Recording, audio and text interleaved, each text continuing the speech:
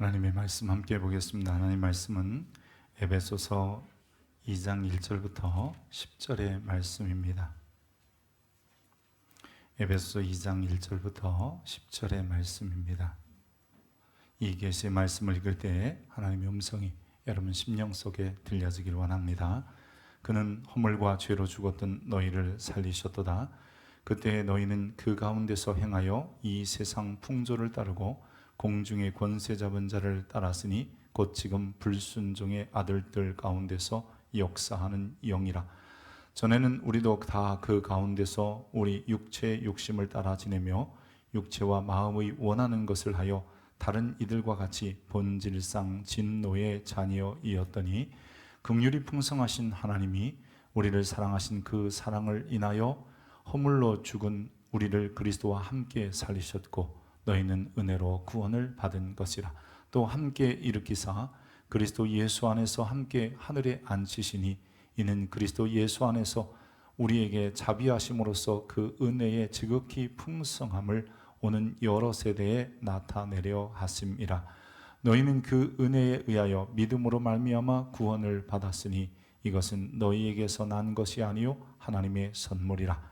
행위에서 난 것이 아니니 이는 누구든지 자랑하지 못하게 함이라. 우리는 그가 만드신 바라 그리스도 예수 안에서 선한 일을 위하여 지으심을 받은 자니 이 일은 하나님이 전에 예비하사 우리로 그 가운데서 행하게 하려 하심이니라. 아멘. 이것은 하나님의 말씀입니다. 평소에 즐겨 찾던 장소 혹은 명소가 오랜만에 가봤더니 폐허가 되어 있으면 참 안타깝지요. 그때 추억도 있고 또 이곳에 와서 먹었던 아름다운 음식, 맛있는 음식도 기억하는데 유리창은 깨지고 잡초는 무성하고 벽은 부서지고 완전히 다 죽은 공간이 폐허가 된 것을 보면 이런 마음이 들어요. 좀 누가 새로운 주인이 좀 구입해서 리모델링 하면 참 좋을 텐데 이런 생각이 듭니다. 마치 우리의 형편이 그런 상황인데요. 에베소서에 보면 오늘 우리가 구원 이전의 모습은 마치 영적인 폐허 같은 인생이었지만 예수 그리스도께서 우리를 다시 사셔서 좋은 건물로 새로운 사람으로 만들어 두셨다라고 이야기합니다. 그래서 이 에베소서가 그런 마음을 가지고 좀 하나님의 말씀을 보면 더 은혜로라 생각합니다. 마틴 노이드 존슨이라는 분이 많은 설교자이고 좋은 신학자인데요. 좋은 말씀들 혹은 설교를 참 많이 남겼는데 에베소서가 6장밖에 안 되는 이 짧은 책을 8권을 통해서 이만한 책 8권으로 강해를 했어요. 그러면서 로마서가 복음의 가장 순수한 표현이라면 에베소서는 복음을 가장 숭고하고 어미하게 즉 잘 표현한 책이다. 심지어 그는 에베소보다 더 숭고한 책이 성경에서 없다 할 정도로 이 에베소서를 귀하게 여겼습니다.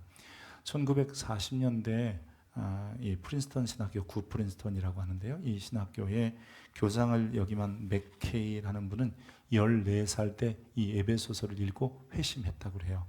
그가 평생 이 후학들을 가르치면서 항상 이 에베소서의 가르침을 강조했고 에베소서의 내용을 누구보다도 중요하게 여겼습니다. 에베소서를 읽다 보면 에베소서는요, 서론, 본론, 결론이 아주 명확하고 뚜렷하게 나타나는 서신입니다. 특별히 1장 전체가 서론이고요. 2장부터 6장 후반절까지가 본론, 그리고 6장의 마지막 조금 부분이 결론입니다. 1장에 보면 왜 우리가 하나님을 찬양해야 되는지, 그리고 그 이유가 신령한 복을 받았기 때문이고 그 신령한 복을 받은 우리들이 더욱더 하나님을 찬양하기 위해서 하나님을 알아야 되고 그분의 풍성함을 깨달아야 되고 그분의 능력을 경험해야 된다, 이런 이야기를 해요. 그리고 이제 본론이 시작되는 2장부터 6장까지는 이 바울 서신의 특징이 뭐냐면 전반부는 교리, 후반부에서는 생활편 이야기를 해요. 그래서 교리편에 있어서 너희가 어떤 사람인데 구원받았다, 이런 이야기를 하고요. 구원받은 새 사람이니까 앞으로 이렇게 살아야 한다라고 하는 이야기를 잘 담고 있습니다. 여러분 성경을 읽으면서 여러분 이런 생각하잖아요. 이 성경이 전체 큰 성경이 무슨 내용이냐. 어떤 목적을 가지고 이 성경을 썼을까 하는 고민을 하게 됩니다. 사실 저자의 의도, 그러니까 이 성경은 성령의 감동으로 쓰여진 거지만 저자들 한 사람 한 사람을 위해 썼기 때문에 이 저자들의 의도를 좀 더 파악하면 성경의 내용을 좀 더 쉽게 알게 되지요. 어떤 분들은 큰 구원의 책이야 이러다 보면 한 권 한 권 각 권이 갖고 있는 내용을 파악을 못해요. 마치 숲은 막 보는데 나무를 못 보는 것 같기도 하고요. 어떤 분들은 한 권 한 권에 대한 집중을 하다 보면 전체의 의미를 잃어버려요. 그러면 또 나무는 보는데 숲을 못 보는 이런 상황이 생기기도 합니다. 과연 성경의 전체적인 큰 의도가 무엇일까를 한마디로 요약해 보면 이런 것 같아요. 피조물들을 창조주 하나님께 돌아오게 하는 책이 성경이에요. 그러니까 하나님이 우리를 만드신, 우리는 하나님의 피조물이잖아요. 우리 피조물들이 어떻게 창조주에게 가는가, 뭐 이런 내용이 가득한 게 바로 성경의 전체의 큰 그림이고요. 그 큰 그림 속에, 큰 숲 속에 작은 나무들이 있는데, 에베소서라고 하는 나무는 너희에게 하나님이 하늘에 속한 신령한 복을 주셔서 그 복을 누리며 사는, 즉 그 복을 받은 사람으로 사는 것이 바로 이 하나님께 돌아가는 방법이다, 이렇게 말하고 있는 겁니다. 자, 성경 전체의 내용을 굳이 보면요, 요한복음 5장 39절에 보면 너희가 성경에서 영생을 얻는 줄 생각하고, 여기는 영생이라고 했어요. 이게 사도 요한의 표현입니다. 바울은 에베소서에 보면 하늘에 속한 신령한 복이라고 한 거예요. 그래서 이 복을 우리가 받아야 돼요. 근데 성경은 바로 그 이야기를 가득하다. 그래서 성경을 연구하거니와 이 성경이 곧 내게 대하여 증언하는 것이다. 물론 뭐 요한복음의 5장에 언급한 성경이 구약 성경이라 할지라도 구약은 오실 예수님에 관한 이야기, 사복음서는 오신 예수님에 관한 이야기, 그리고 나머지 서신서들을 보면 다시 오실 예수님에 관한 이야기로 가득 차니까 성경은 결국 예수 그리스도를 통해서 하나님께 돌아가는 방법, 혹은 우리가 하늘에 속한 신령한 복을 받는 방법이 무엇인지를 분명히 알려주는 책인 것은 분명합니다. 자, 이렇게 우리가 하늘의 신령한 복, 혹은 영생, 혹은 다른 말로 우리는 그건 구원이라고도 하고요, 칭의, 의롭다함을 얻는다, 뭐 이런 여러 가지 표현을 사용할 수 있는데, 과연 우리가 어떻게 해서 신령한 복을 받았을까, 영생을 얻었을까라고 한다면 답은 하나예요. 하나님께서 하신 거예요. 사람이 하는 게 아니라 하나님이 하시는 거예요. 하나님이 이 세상에 오셔서 하나님을 떠난 피조물들을 하나님께 다시 돌아오게 하시려고 하는 사건을 기록한 게 성경인데, 그 사건의 중심에 예수님이 있더라는 거예요. 그래서 에베소서에서는 그 이야기를 이렇게 표현해요. 하나님이 하나님을 떠난 피조물들을 어떻게 창조주에게 돌려놓으실까? 하나님께서 창세전에 계획하시고 그 예정한 뜻대로 예비하사 그 선택하심을 예수 그리스도를 보내셔서 구원을 성취하시고 성령 하나님을 우리 속에 주셔서 구원받은 확신을 갖게 하신다. 이게 바로 에베소서의 이야기입니다. 바울은 이러한 에베소서를 통해서 성삼위 하나님께서 우리를 구원하셨기 때문에 우리는 구원받은 자로서, 혹은 영생 얻은 자로, 혹은 신령한 복 받은 자로서 하나님을 찬양하며 살아야 된다라고 얘기하는 거예요. 근데요, 찬양 그러면 우리들이 다 노래하는 건 줄 알아요. 그래서 찬양합시다 그러면 우리도 모르게 찬송가를 펴야 될 것 같은 이런 느낌이다. 하지만 원래 찬양이라고 하는 것은 하나님이 우리를 만드신 고유의 목적대로 사용되어지는 것, 그게 바로 찬양이에요. 여러분, 목소리는 하나님을 노래하라고 주신 거잖아요. 아멘입니까? 그래서 노래, 즉 찬송도 찬양이에요. 눈은요, 하나님을 바라보라고 주신 거예요. 그러니까 우리의 눈이 하나님께 여러분 중심이 되고 하나님을 바라볼 때 그게 찬양인 거예요. 왜 아멘이 안 돼요? 여러분, 그런 거잖아요. 우리의 기도는 주의 음성을 들으라고 주신 거고요, 우리의 몸은 하나님의 영광을 위하여 쓰라고 주신 거예요. 그렇다면요, 좀 더 확대해 볼게요. 찬양이라는 건 다른 게 아니에요. 부부끼리는 남편은 남편의 역할을, 아내는 아내의 역할을 다 하는 게 찬양이에요. 부모는 부모로서의 역할을 해서 자녀를 잘 관리하고 돌보는 것, 양육하는 것, 그게 찬양이에요. 자녀는 부모에게 효도하는 것, 그게 찬양인 거예요. 여러분, 주님이 원하시는 이런 삶이에요. 아담과 하와가 에덴 동산에서 뭐 됐겠어요? 그냥 지나가다 나무 보니까 너 이거 벵갈고무 나무야, 이렇게 부를게, 그게 이름이 된 거잖아요. 동물을 보니까 너무 귀여워, 너 고양이야, 너 너무 참 잘 따라다니네, 너 강아지야, 이렇게 부른 것이 곧 그들의 이름이 되었다라고 말씀해요. 그게 하나님을 찬양하는 아담의 역할, 아담의 삶이었던 거예요. 오늘 우리들이 찬양이라고 하는 것은 단지 노래가 아니라 내가 내 지위와 직분과 위치와 신분과 그리고 내가 가진 모든 것을 통해서 우리를 구원하신 하나님을 높여드리는 것, 이것이 찬양인 것을 기억하시기 바랍니다. 이 찬양의 삶을 살게 하시는 거예요. 그러니까 하나님께 돌아갔다.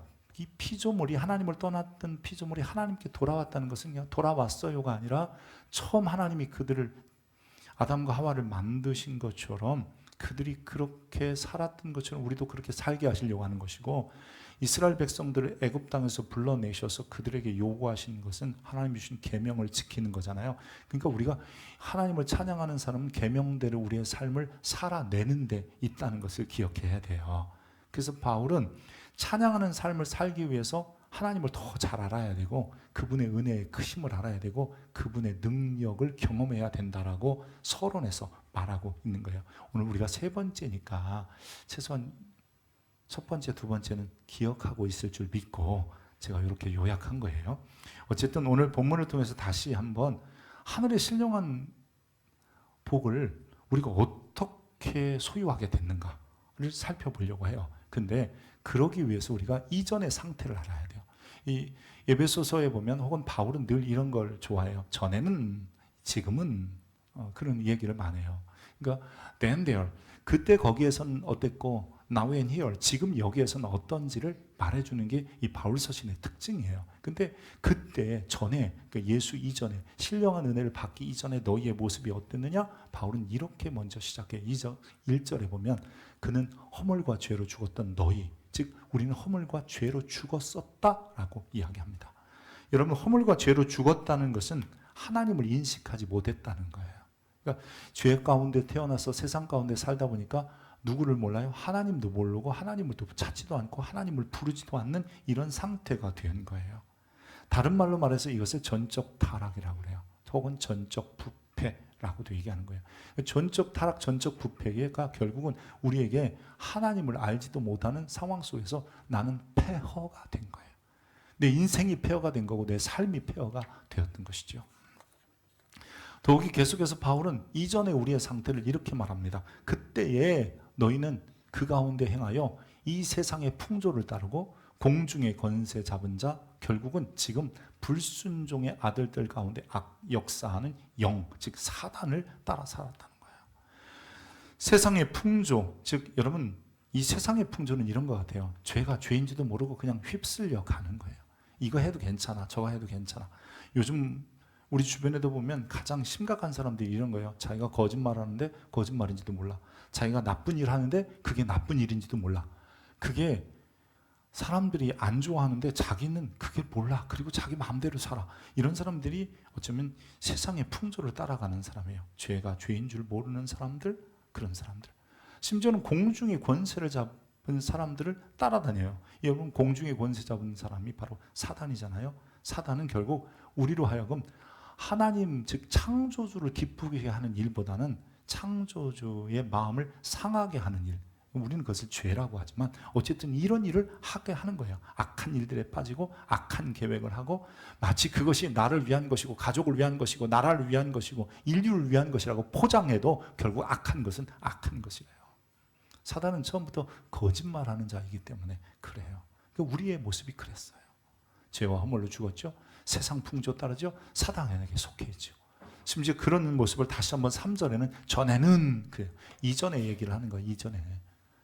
우리가 과거에 어떻느냐? 다 그 가운데서 육체의 욕심을 따라지면 육체가 원하는 대로, 즉 육체와 마음이 원하는 대로 하여 다른 이들과 본질상 하나님의 진노의 자녀였다라고 설명하는 겁니다. 여러분, 여기서 육체의 욕심 혹은 육체와 마음이라고 하는 것은 신앙 혹은 하나님을 향한이라는 말의 반대말이에요. 우리가 전에 어떻게 살았냐면 하나님 없이 살았고 내 마음대로 살았고 내 뜻대로 살았어요. 자기 마음대로 자기 욕심대로 살았다는 거예요. 여러분, 이렇게 내 마음대로 내 욕심대로 살면 필연적으로 다른 사람을 아프게 해요. 특별히 하나님의 마음을 아프게 하는 거예요. 절제도 하고 인내를 기르려고 하지만 여러분 결국 우리들은 우리 마음대로 내 뜻대로 살려는 생각이 더 강해서 신령한 복을 얻기 전의 모습은 그렇게 하나님의 기쁨이 되지 못하고 하나님의 영광이 되지 못하는 거예요.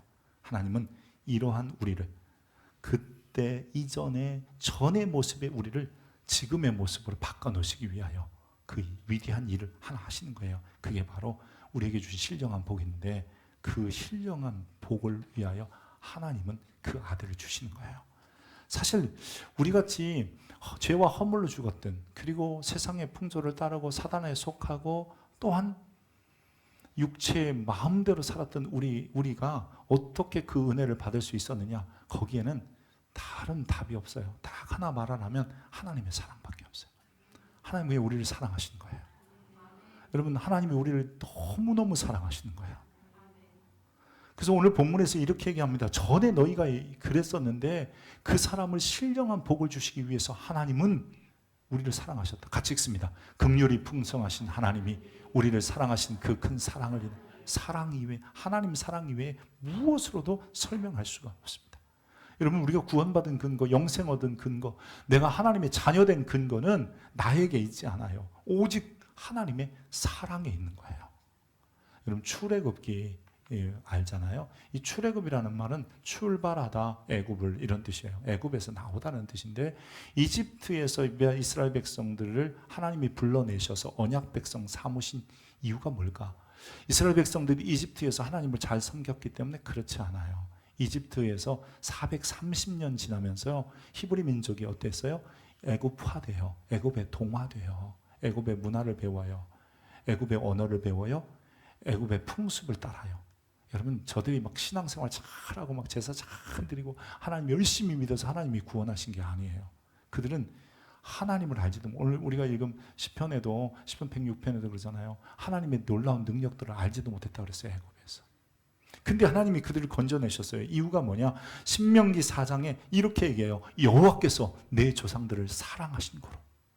하나님의 사랑이 그 후손들인 히브리 백성들에게 임해서 그 민족을 건져내셨다라고 하는 거예요. 애굽에서 인도해 내신 것도 이 애굽에 있던 백성들이 잘해서가 아니라 하나님의 사랑, 그분의 그 일방적 사랑 때문인 거예요. 저와 여러분이 구원받은 것도 하나님의 일방적인 사랑이라는 이외에 어떤 말로도 설명할 수 없어요. 그래서 우리가 감사하는 거예요. 나 같은 사람이 교회 공동체 안에 속하다니 하나님의 사랑이에요. 아멘입니까?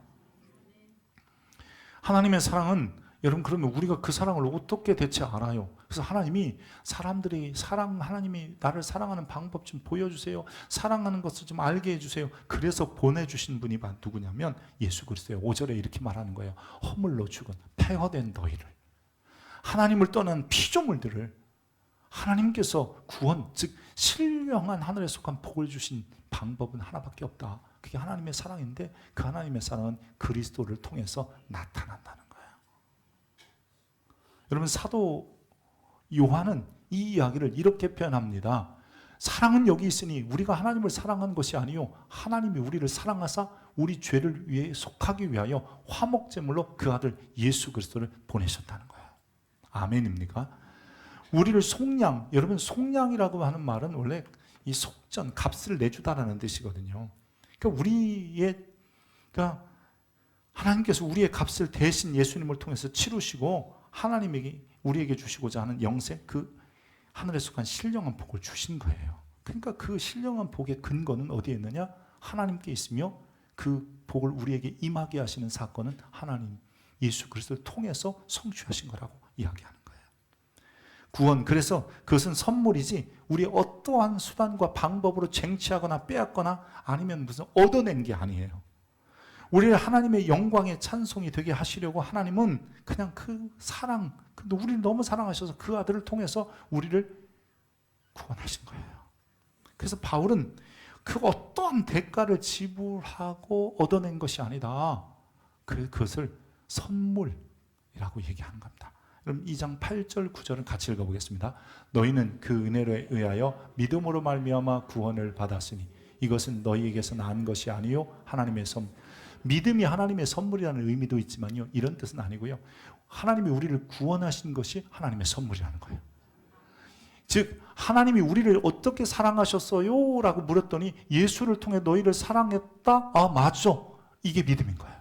이런 믿음은 특별한 게 아니에요. 하나님의 하신 일에 대한 동의와 긍정적인 인정, 그런 게 믿음이라고 하는 거예요. 우리를 어떻게 구원하셨어요? 예수님 통해서 했어. 내가 그 아들, 지금 내 아들을 세상에 보내셔서 십자가에 죽고 부활시켰잖아. 할렐루야. 맞아요. 이렇게 받아들이는 것을 믿음이라고 하는 거예요. 아멘입니까? 그 은혜로 인하여, 즉 하나님이 주신 예수 그리스도를 통하여 우리가 그것을 맞아, 예수님만이 우리의 유일한 구원자야 라고 믿었더니 주님께서 우리를 구원해 주셨다. 그렇다면 그 모든 것은 하나님의 선물이다 라고 말하는 겁니다. 계속해서 읽어봅시다. 행위에서 난 것이 아니니 이는 누구든지 자랑하지 못하게. 맞아요. 누구든지 자랑할 수 없어요. 우리의 살베이션, 우리의 구원을 누가 자랑할 수 있겠어요? 그것은 오직 하나님으로부터 온 거예요. 내가 만들어낸 게 아니에요. 바울은 이 에베소서를 기록하여 보낼 때에 에베소 지역에 있는 교회들이 함께 읽길 바랬어요. 이 에베소는 지금도 있는 터키의 이즈미르라고 하는 지역 주변에 있는 교회들이거든요. 그 지역에 보내면서 그 지역 교회들이 이제 막 시작되고 있었기 때문에 내가 무엇을 믿어야 되는지, 어떻게 살아야 되는지를 잘 모르는 거예요. 무엇을 믿고 무엇을 어떻게 살아야 되는지. 그래서 바울은 이 에베소서를 보내면서 에베소 교회뿐만 아니라 주변에 있는 교회들도 회람서신, 즉 돌려서 읽어라. 그러면서 어떻게 믿어야 되고 어떻게 살아야 되는지를 내가 아주 심플하게, 아주 짧게 기록해서 보낸다. 그게 바로 에베소서예요. 근데 그 에베소서의 핵심이 뭐냐면 구원받은 너희는 하나님의 영광을 위하여 살아야 된다. 다른 표현으로 하나님의 찬송이 되어야 한다라고 하는 거예요. 너희가 이전에 어땠냐고? 폐허였어. 하나님이 너를 사서 새로 리모델링해서 이 정도 된 거야. 그러니 유대인이나 비유대인들 엉뚱한 얘기 하지 마. 왜냐하면 유대인들은 이런 생각했거든요. 율법을 잘 지켰으니까 하나님의 사람. 비유대인들은 이런 생각을 했어요. 즉 이방인들은 무슨 생각을 했냐면 열심히 살았으니까 하나님의 사람. 너 율법을 지켰다고 하나님 사람 아니고 열심히 살았다고 하나님 사람 아니다. 하나님의 사랑은 이렇게 나타났는데 예수 그리스도를 통한 너희를 구원하신 그것밖에 하나님의 사랑이 없다. 맞아요. 맞아요. 이게 믿음이고 그러면 하나님의 선물 영생이 주어진다라고 하는 겁니다. 이 이야기를 바울은 보내는 서신서마다 썼어요.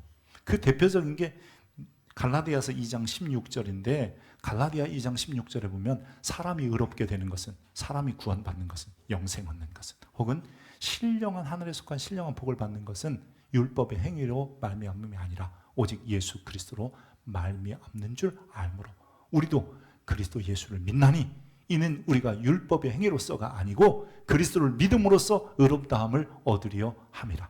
율법의 행위로서는 의롭다함을 얻을 육체가 없느니라. 아멘.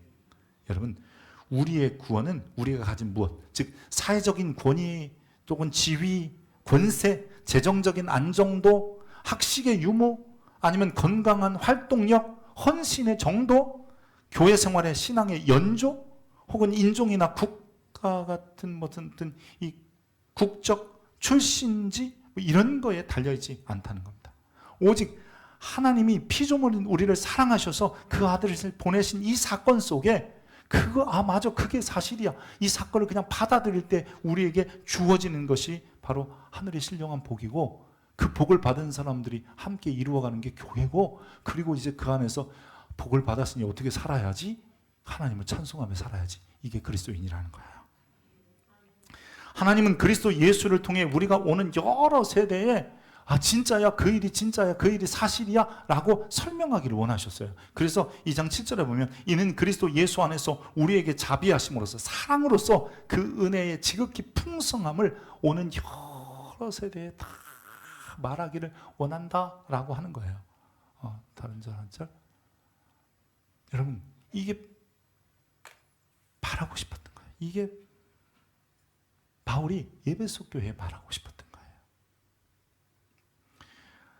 하나님의 은혜, 즉 예수 그리스도를 통해서만 오게 되어 있어요. 하나님의 사랑, 예수 그리스도를 통해서만 받게 돼요. 하나님의 구원 계획이 예수 그리스도 안에서만 성취하게 돼요. 여러분, 예수님을 통해 그 하나님도 더 깊이 알게 되고, 예수님을 통하면 하나님의 은혜를 누리게 되고, 예수님을 통하면 하나님의 능력도 여러분 경험하게 되는 거예요. 그래서 교회 오면 제일 많이 말하는 이름이 예수예요. 교회에 와서 목사님 많이 하지 마세요. 교회에 와서 여러분들이 제일 많이 부르는 게 우리 교회는 권사님이야. 하도 권사님이 많아서 권사님. 여러분 그러지 마세요. 교회 오면 항상 예수님. 할렐루야. 여러분 예수 없는 교회가 없어요.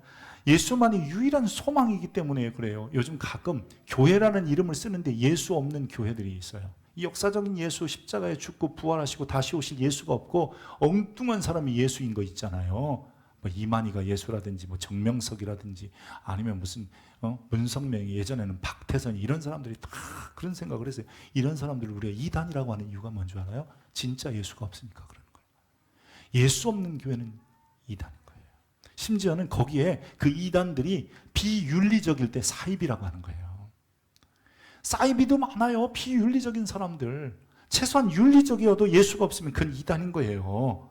여러분, 우리가 자꾸 예수 이야기를 해야 되는 이유는 그 예수 이름 때문에 모여야 하고 그 예수님으로 말미암아 하나님께 영광을 돌려야 되고 예수 안에서 서로 사랑하는 그런 나눔이 있어야 되기 때문이에요.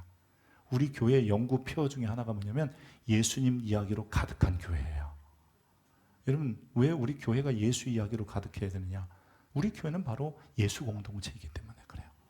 예수님 때문에 하나님을 아버지로 섬기죠. 예수님 때문에 하나님과 이웃도 사랑하죠. 예수님 때문에 성령 안에서 거룩한 교회를 확장해 가지고 즉 예수님을 전하는 공동체가 되기를 바라기 때문이에요. 교회가 예수님을 잃어버리면 교회가 아니잖아요. 우리도 마찬가지예요. 우리가 나의 구원자인 예수를 잃어버리면 나는 하나님께 즉 창조주에게 돌아갈 수가 없는 거예요. 우리가 하늘에서 간 신령한 복은 예수 그리스도를 통해서 얻었을 뿐만 아니라 이제는 그 안에서 하나님을 찬송하는 삶을 사는 것, 그렇게 살라고 하는 게 성경인데 이 하나님의 말씀을 성취하기 위해서 예수 없는 것은 안 된다는 거예요. 그러면 다 자기 방법대로 자기 마음대로 살아요. 여러분, 그런 사람들을 우리가 그렇게 얘기해요. 조금만 삐뚤어지면 그런 사람들이 꼭 바리새인 같고 이단 같고 뭐 그런 거 아니겠어요? 그래서 우리는 예수님의 말씀에, 아니 예수님에게 좀 더 집중해야 되는 거예요. 우리의 구원이 즉 하나님의 사랑이 예수님을 통해서 실현된 것처럼 우리는 그 주님을 바라보며 감사감격하고 예수님 중심의 삶을 살아내야 되는 거예요.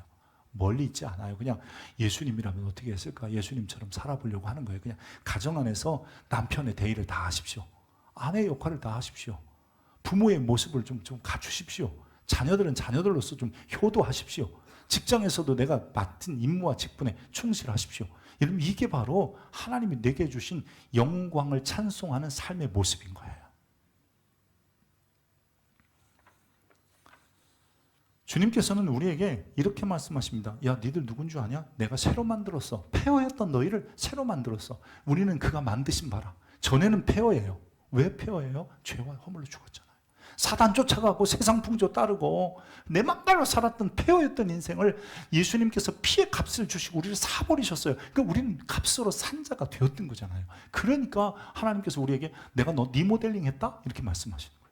그럼 이 리모델링한 건물은, 새롭게 된 건물은 새로운 주님의 영광을 위하여 쓰여져야 되잖아요. 그러면서 뭐라 하냐면 그리스도 예수 안에서 선한 일을 위하여 내가 너희를 새롭게 만들었다는 거예요. 여러분, 선한 일이 뭐예요? 선한 일. 그게 하나님을 찬양하는 거예요. 입술의 노래는 즉 입은 찬양하는 거고요. 눈은 주를 바라보는 거고요. 여러분, 그리고 내게 주어진 직분과 직임과 역할 속에서 그 자리에서 최선을 다하는 거. 그리고 하나님이 원하시는 삶을 살아내는 것. 그래서 이 에베소서 뒤에 보면 뭐가 나와요? 자녀들아, 부모들아, 남편들아, 아내들아, 상전들아, 종들아, 이렇게 말씀하면서 자기의 역할을 다 해내라. 그게 주님이 우리를 만드신 바의 목적이다라고 얘기하는 겁니다. 내가 구원받았다, 거기로 끝이 아니에요. 구원받은 이유는 하나님의 영광을 찬미하게 찬송하도록, 즉 주를 위하여 살도록 하나님이 우리를 구원하시고 리모델링 하신 것 아니겠어요? 더욱이 하나님과 함께 하나님 앞에 앉으셨잖아요. 그렇다면 우리는 이제 새로운 피조물로서 살아가면 되는 겁니다. 10절 다시 한번 보면 그가 만드신 바라, 이 만드셨다라는 말이 여러분 이 헬라어로 보면 포이에마라는 말이에요. 이 포이에마라는 말은 priceless, 그러니까 뭐 가격을 매길 수 없는 걸작품, 완성품 혹은 피조물이라는 의미를 가지고 있습니다. 하나님이 처음 사람을 만드셨을 때와 같이 예수 안에서 우리를 새로운 피조물로 만드신 거예요. 그러면 우리가 새로운 피조물로서 어떻게 살아면 되겠어요? 하나님을 기쁘시게 하는 삶, 하나님을 영화롭게 하는 삶, 찬미하는 삶, 그렇게 거창하게 바라지 맙시다. 그냥 남자답게 사십시오. 여자답게 사십시오. 남편답게 사십시오. 아내답게 사십시오. 그냥 부모답게 좀 생활하십시오. 자녀답게 사십시오. 상전답게 혹은 종답게 살아내는 거예요. 그게 우리가 하나님을 기쁘시게 하는 삶의 모습인 거예요. 그분이 우리에게 예수 그리스도 통해서 신령한 복을 주셨다면 이제 신령한 복을 받은 자로서 나 복 받았으니까 잘 되겠지, 우리의 착각이에요. 주님은 우리에게 잘 되라고 게 아니에요. 여러분, 건물을 지어놓고 멋있다 그리고 아무도 안 쓰면 몇 년 안에 또 폐허됩니다. 건물은 건물답게 쓰여질 때에 되는 거예요. 오래된 폐가들 보세요. 공통적인 특징이 뭐예요? 안 사는 거예요, 사람이. 오늘 우리를 주님께서 신령한 복을 주셔서 하나님의 백성으로 삼으셨다면 우리의 삶은 피조물이 창조주를 찬미해야 되는 것처럼 그런 삶을 살아가는 거예요. 이 삶이 무엇인지 몰라서 엉뚱한 것에 헤매있는 사람들이 인생을 낭비하는 거예요. 근데 우리는 분명하잖아요. 하나님을 영화롭게 하고 기쁘시게 하는 삶을 살아내면 되는 거예요. 주님의 기쁨 되면 되는 거예요. 할렐루야. 여러분, 하늘에 속한 신령한 복을 여러분 안에 이미 받았음을 믿고 그 믿음 가운데 좀 주님의 영광이 되며 오늘 이번 특별히 명절에 더 잘하십시오. 제가 명절 때마다 부탁하는 게 있어요. 안 믿는 시어머니한테 좀 먼저 가라. 조금이라도 일찍 가라. 다른 며느리 올 때 제일 먼저 가라. 그리고 용돈도 많이 드려라. 다른 며느리들이 10만 원 주면 30만 원 드리고 30만 원 드리면 50만 원 드리고 50만 원 드리면 100만 원 빚을 내서라도 드리세요. 그리고 미리 가서 음식 만들 때도 다 잘 만들어요. 제사 음식인데 안 만든다 이러지 말고 그냥 만드세요. 결국 내 입으로 들어갈 거잖아요. 여러분, 그렇게 며느리가 시어머니한테 점수를 따면요, 시어머니도 받은 게 있으니까 갚는 게 있는 거예요. 차례상에 절할 때, 야 며느리 너는 빠져, 교회 다니잖아. 근데 안 믿는 며느리는 20만 원 주는데 어머니 저희는 없어요, 10만 원. 안 믿는 며느리는 벌써부터 와서 땀 뻘뻘 흘리고 일하는데 나중에 늦게 와가지고 어머니 죄송해요. 입으로만 돼요. 입은 그렇게 쓰라고 준 게 아니라 하나님을 찬양하라고 준 거예요. 할렐루야. 여러분, 그렇게 살아내는 것이 하늘의 신령한 복을 받은 자들의 삶의 모습이에요. 멀리서 찾지 마세요. 그런 명절 되고 또 여러분 그런 삶이 되기를 주의 이름으로 축복합니다. 기도하겠습니다. 고마우신 하나님, 우리를 구원하시고 구속해 주셔서 감사합니다. 우리에게 신령한 복을 주셔서 고맙습니다. 이제 주를 위하여 살겠습니다. 하나님을 찬양하며 살겠습니다. 삶의 자리에서 내 역할 다하며 살겠습니다. 하나님이 원하시는 부모의 자리, 자녀의 자리, 남편의 자리, 아내의 자리, 종의 자리, 상전의 자리로 살아내겠습니다. 주님, 전에 우리의 모습을 새롭게 고치신, 그러면서 우리를 포이에마 주님 말씀하셨기에 다시 한번 주님 앞에 온전한 새롭게 지어진 사람으로 살아내게 하옵소서. 예수 그리스도의 이름으로 기도합니다.